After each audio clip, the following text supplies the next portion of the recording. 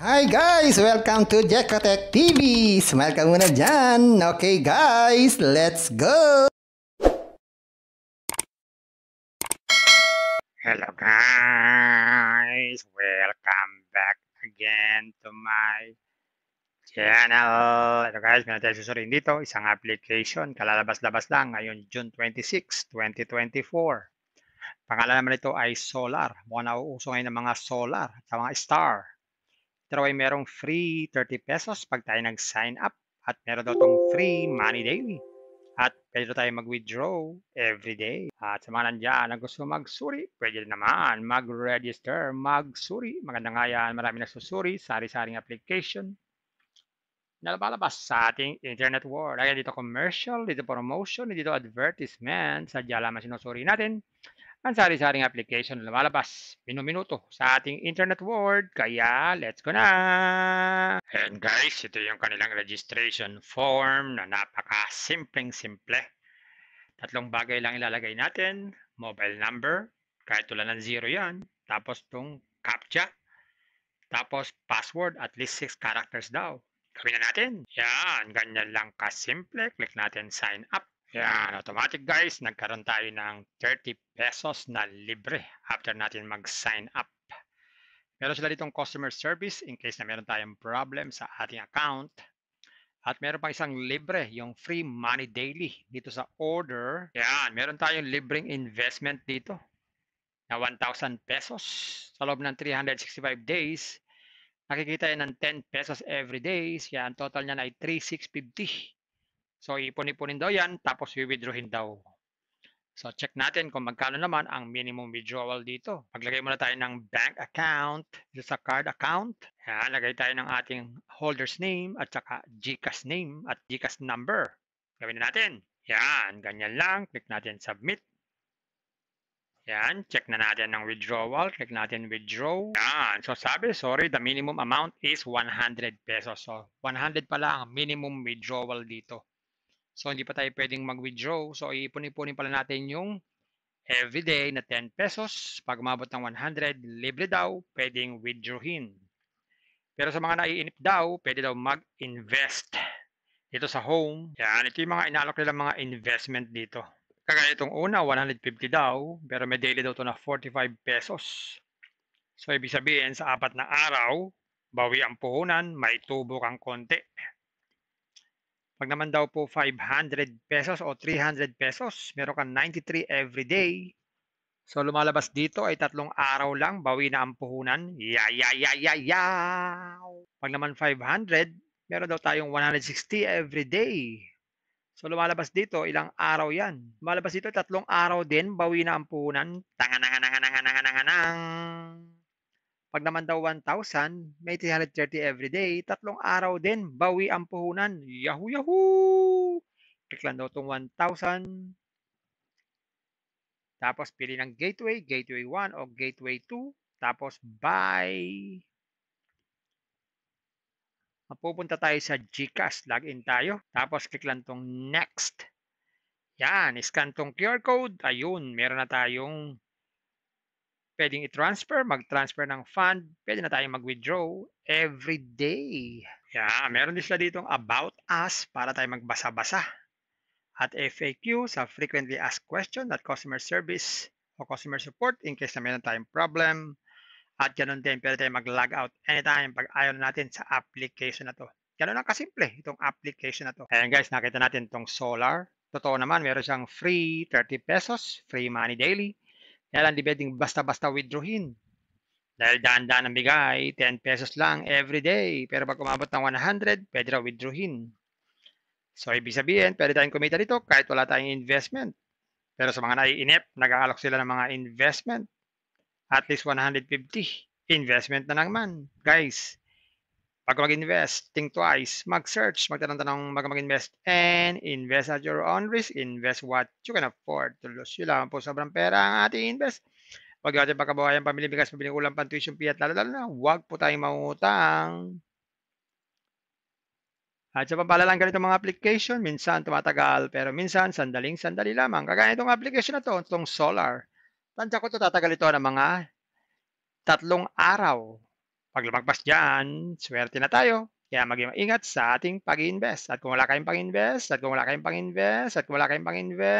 kung may free, sa free na lang muna tayo. Kung may free, sa free na lang muna tayo. At sa pampaalala, ang ganito mga application, minsan tumatagal, pero minsan sandaling-sandali lamang. Kaya maging maingat sa ating pag-invest. Paring paalala, sabi po sa 1 Timothy chapter 6 verse 10, for the love of money is a root of all kinds of evils, is true this craving that some have wandered away from the faith and pierced themselves with many pangs. Totoo po ito. Ang pera naman ay hindi masama. Yan ang ginagamit natin sa pang-araw-araw natin buhay, pambili ng bigas, ulam, sapatos at iba pa. Pero ang babala dito ay yung pag-ibig sa pera. Pag tayo po umibig na sa pera, maaari tayong makagawa ng sari-saring kasamaan. Yan po ang kinauugataan, yung ating pag-ibig sa pera. Kaya ito po ay isang babala dahil ang ating ibang mga kasama natin ay nawala na sa pananampalataya. Mas pinili nilang ibigin ang pera. Hindi natin alam kung nasaan sila. Kaya pinag-iingat po tayo dito. Mag-iingat po tayo sa pag-ibig sa pera. Bye-bye. Ingat lagi sa pag-invest. Bye. Hi guys! Welcome to Jekotech TV! Smile ka muna dyan! Okay guys, let's go! And guys, ito yung kanilang registration form na napaka-simpleng-simple. Tatlong bagay lang ilalagay natin. Mobile number, kahit wala ng 0 yan. Tapos itong CAPTCHA. Tapos password, at least 6 characters daw. Gawin na natin. Yan, ganyan lang kasimple. Click natin sign up. Yan, automatic guys. Nagkaroon tayo ng 30 pesos na libre after natin mag-sign up.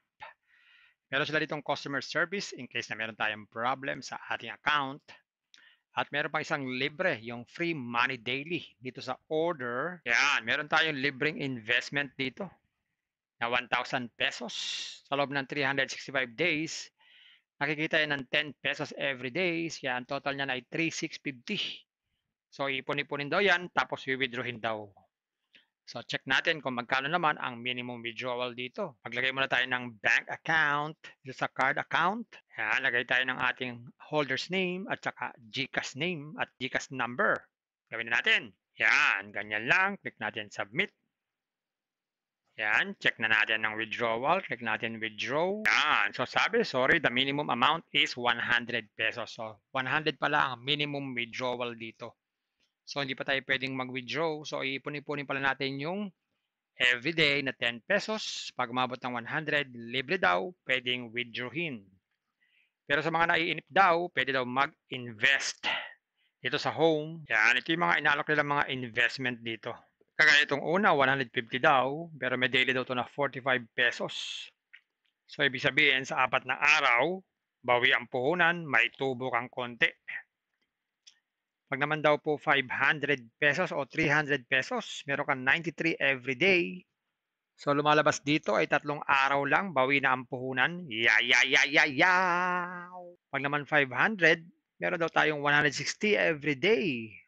So, lumalabas dito, ilang araw yan? Lumalabas dito, 3 araw din, bawi na ang puhunan. Tanganangananganangananganang. Pag naman daw 1,000, may 330 every day, 3 araw din, bawi ang puhunan. Yahoo, yahoo! Click lang daw itong 1,000. Tapos, pili ng gateway, gateway 1 o gateway 2. Tapos, buy. Mapupunta tayo sa GCash. Login tayo. Tapos, click lang itong next. Yan, scan itong QR code. Ayun, meron na tayong pwedeng i-transfer, mag-transfer ng fund. Pwede na tayong mag-withdraw every day. Yan, meron din sila ditong about us para tayo magbasa-basa. At FAQ sa frequently asked question at customer service o customer support in case na meron tayong problem. At ganoon din, pwede tayo mag-log out anytime pag ayaw natin sa application na to. Ganoon lang kasimple itong application na to. Kung may free, sa free na lang muna tayo. Kung may free, sa free na lang muna tayo. At sa pampaalala, ang ganito mga application, minsan tumatagal, pero minsan sandaling-sandali lamang. Kaya maging maingat sa ating pag-invest. Paring paalala, sabi po sa 1 Timothy chapter 6 verse 10, for the love of money is a root of all kinds of evils, is true this craving that some have wandered away from the faith and pierced themselves with many pangs. Totoo po ito. Ang pera naman ay hindi masama. Yan ang ginagamit natin sa pang-araw-araw natin buhay, pambili ng bigas, ulam, sapatos at iba pa. Pero ang babala dito ay yung pag-ibig sa pera. Pag tayo po umibig na sa pera, maaari tayong makagawa ng sari-saring kasamaan.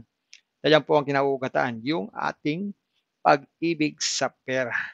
Kaya ito po ay isang babala dahil ang ating ibang mga kasama natin ay nawala na sa pananampalataya. Mas pinili nilang ibigin ang pera. Hindi na natin alam kung nasaan sila. Kaya pinag-iingat po tayo dito. Mag-iingat po tayo sa pag-ibig sa pera. Bye-bye. Ingat lang sa pag-invest. Bye. Hi guys! Welcome to Jekotech TV! Smile ka muna dyan! Okay guys, let's go!